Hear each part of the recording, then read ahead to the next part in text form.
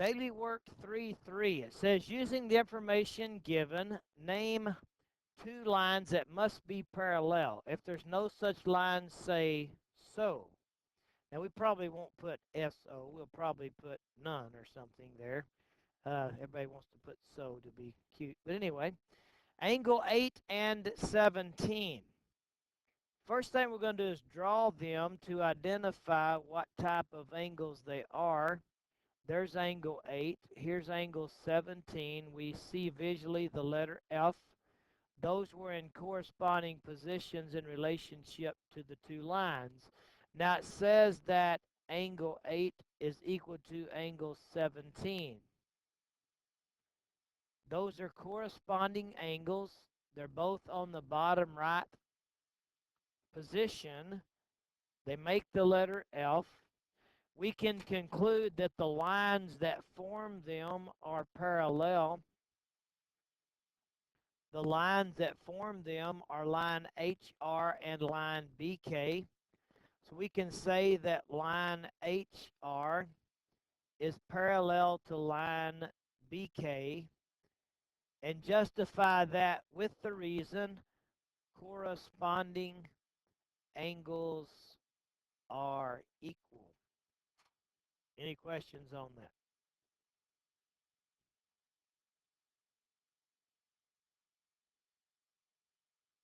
Okay.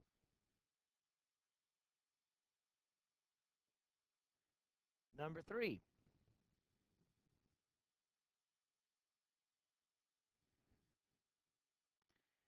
Number 3 is angle 5 and 6. So the vertex for 5 is here, and we're going to go till we hit something.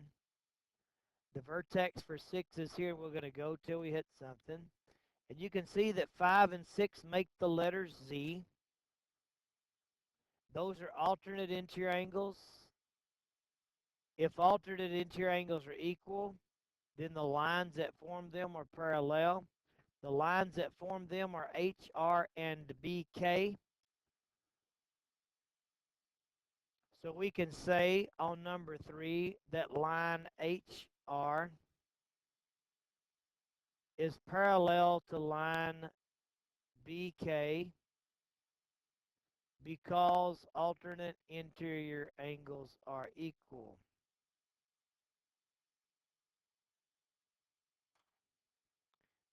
Any questions on that?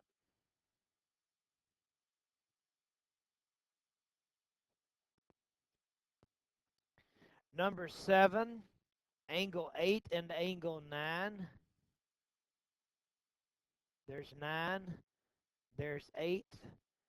8 and 9 are a linear pair. A linear pair is actually formed by intersecting lines. And so we can reach no conclusion about parallel lines. So on number 7, we're going to put none. Excuse me, on number 7, we're going to put none, or if you want to be kind of cute, you can put so because it says if there's none, say so. Anyway, I know somebody just wanted to do that. All right, any questions on that?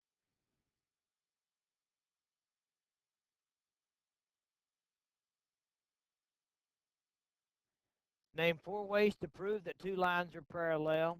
You know what those are. If alternate interior angles are equal, if corresponding angles are equal, etc. Okay. Another proof, you're giving reasons. Let's do some of this together. We can't really see the bottom. I'm just going to do some of the top to get you started again. Remember, what I tell you to do is to look first in the given and look second in the diagram. And you're going to create a note section to go with your diagram so that note section kind of goes along with the diagram. And then you're going to look third in the statements above. Now, what we're going to do is we're going to take what we're given and mark it in the diagram. It says angle 5 is 80 degrees. So we would put that in the picture. We would drop down to our note section. We would put angle 5 is equal to 80 degrees, reason given. We always write in our note section what we marked in the diagram.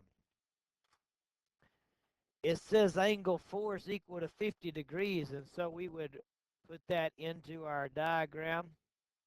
We would write it in our note section. Angle 4 is equal to 50 degrees given.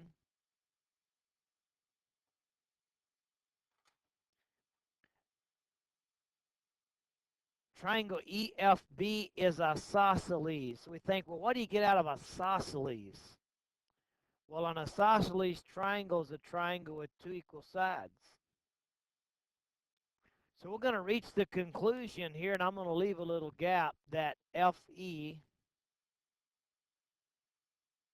is equal to FB. We have the word isosceles and what you get out of it, two equal segments.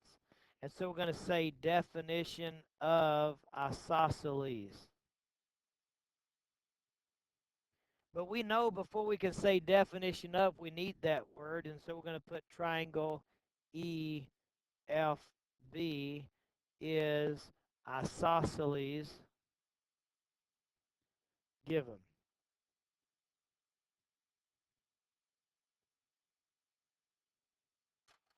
Now, we could keep thinking here and we could really think forever, but we really want to go ahead and make this connection, because a part of knowing that it's isosceles is knowing that if two sides of a triangle are equal, then the angles opposite those equal sides are equal. So from that, we could quickly reach the conclusion that angle 1 is equal to angle 2, because angles opposite, let me try to make that clearer for you. Angles opposite equal sides are equal. Now we wanted to go ahead and get that because that comes from the given statement, isosceles, two equal sides. If two sides are equal, then the angles opposite are equal. So we took what we were given, we marked it in the diagram, we wrote statements and reasons derived from the markings in the note section. So now we're going to start giving reasons for our proof, okay? And I'm going to let you give reasons. Don't forget to look first in the given, second in the diagram. If you see it marked in the diagram,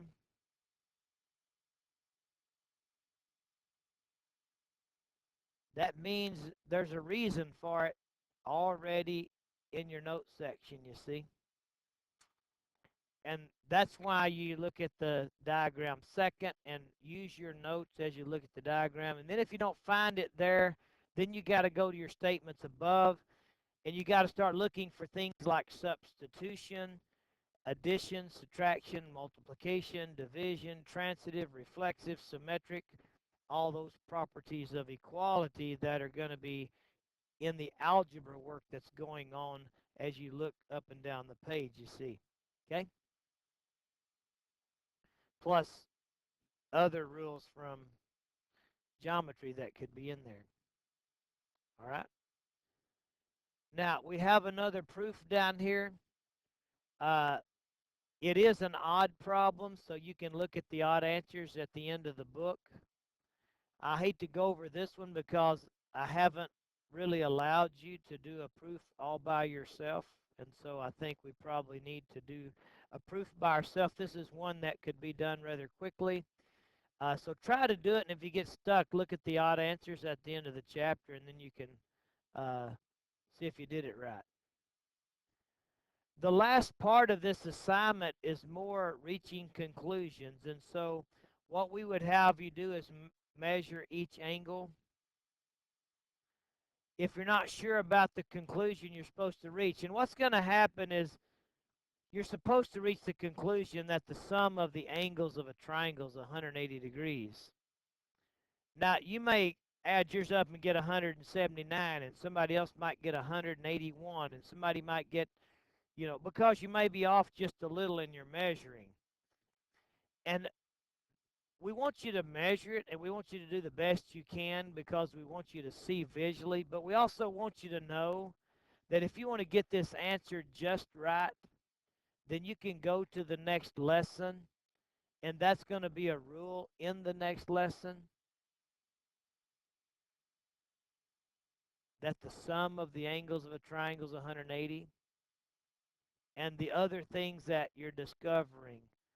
So again, in the last part of many of the sections, we have some constructions, and we're trying to reach a conclusion.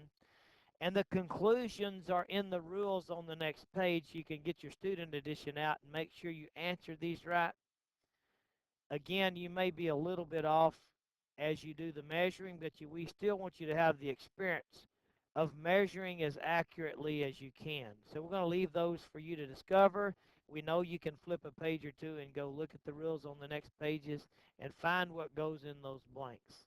Okay?